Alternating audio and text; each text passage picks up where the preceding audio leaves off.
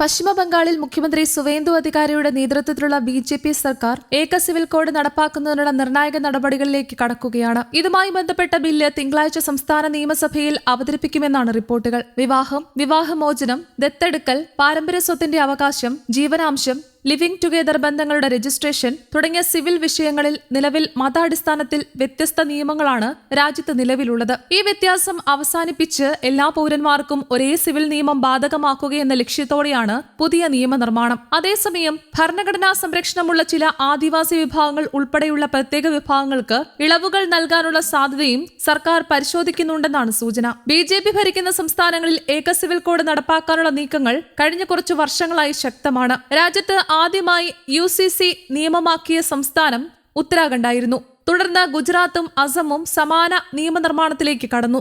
ഈ നിയമം രാജ്യത്തെ എല്ലാ പൗരന്മാർക്കും തുല്യ നിയമവ്യവസ്ഥ ഉറപ്പാക്കാനാണെന്ന് ബി.ജെ.പി. വാദിക്കുമ്പോൾ ഇത് പ്രധാനമായും മുസ്ലിം വ്യക്തി നിയമങ്ങളെ ലക്ഷ്യമിടുന്നതാണെന്നാണ് പ്രതിപക്ഷത്തിന്റെ ആരോപണം. ആദിവാസി വിഭാഗങ്ങൾക്ക് പ്രത്യേക ഇളവ് നൽകുന്നതും ഈ വിമർശനത്തിന് കാരണമായി പ്രതിപക്ഷം ചൂണ്ടിക്കാട്ടിയിരുന്നു. പശ്ചിമബംഗാൾ നിയമസഭാ തെരഞ്ഞെടുപ്പിൽ ബി.ജെ.പി. ഉയർത്തിക്കാട്ടിയ പ്രധാന തെരഞ്ഞെടുപ്പ് വാഗ്ദാനങ്ങളിലൊന്നായിരുന്നു ഏക സിവിൽ കോഡ്. അധികാരത്തിലെത്തിയാൽ 6 മാസത്തിനുള്ളിൽ UCC നടപ്പാക്കുമെന്ന് കേന്ദ്ര ആഭ്യന്തരമന്ത്രി അമിത്ഷാ പ്രചാരണ വേളയിൽ പ്രഖ്യാപിച്ചിരുന്നു. പിന്നീട് നടന്ന തെരഞ്ഞെടുപ്പിൽ 293 അംഗ നിയമസഭയിൽ 208 സീറ്റുകൾ നേടി ബി.ജെ.പി. വമ്പിച്ച ഭൂരിപക്ഷത്തോടെ അധികാരത്തിലെത്തി. മുൻ മുഖ്യമന്ത്രി മമതാ ബാനർജി സ്വന്തം മണ്ഡലത്തിൽ പോലും പരാജയപ്പെട്ടത് സംസ്ഥാന രാഷ്ട്രീയത്തിലെ വലിയ മാറ്റമായി വിലയിരുത്തപ്പെട്ടു. 2024 ഫെബ്രുവരിയിലാണ് ഉത്തരാഖണ്ഡ് നിയമസഭ ഏക സിവിൽ കോഡ് ബിൽ പാസാക്കിയത്. തുടർന്ന് ഈ വർഷം മാർച്ചിൽ ഗുജറാത്തും മെയ് മാസത്തിൽ അസമും സമാന നിയമനിർമ്മാണം പൂർത്തിയാക്കി. ഇപ്പോൾ പശ്ചിമബംഗാളും അതേ പാത പിന്തുടരുകയാണ്. നിയമസഭയിൽ ബി.ജെ.പിക്ക് വ്യക്തമായ ഭൂരിപക്ഷമുള്ളതിനാൽ